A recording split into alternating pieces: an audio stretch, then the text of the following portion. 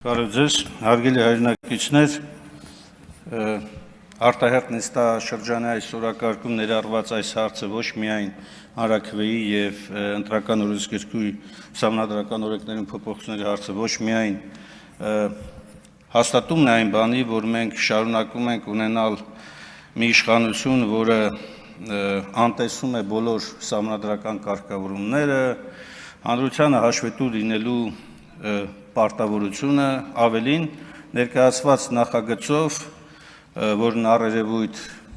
հակասահմանադրական հստակ ուղղվածություն ունի, փորձ է արվում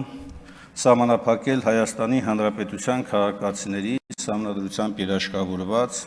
եւ որևէ սահմանափակման ոչ ընդհակա այս իրավունքը։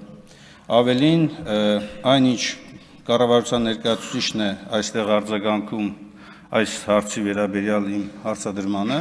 հաստատումն է այն բանի, որ ակնհայտորեն անտեսված է նաև Հայաստանի օրենսդրությամբ պահանջված մի շարք ընթացակարգեր, այդ թվում նաև Վենետիկի հանձնաժողովին, որը ընտրական օրենսդրության շրջանակներում հանդիսանում է Հայաստանի Հանրապետության կարևորագույն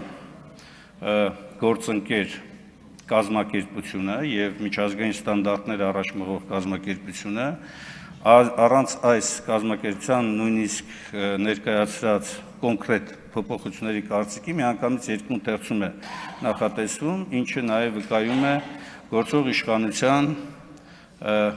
հակապետական մտածողության մասին։ Ես չգիտեմ, թե ինչ ենթադրություններ ունի իշխանությունը այս նախագծերը նման հրատապ կարգով առաջ մղելու համար, բայց ակնհայտ է, որ հիմնարար իրավունքի նման կարգով ոտնահարումը եւս մեկ ապացույցն այն բանի, որ ԿՊ-ն որևէ առնչություն չունի մարդու հիմնական իրավունքների հետ։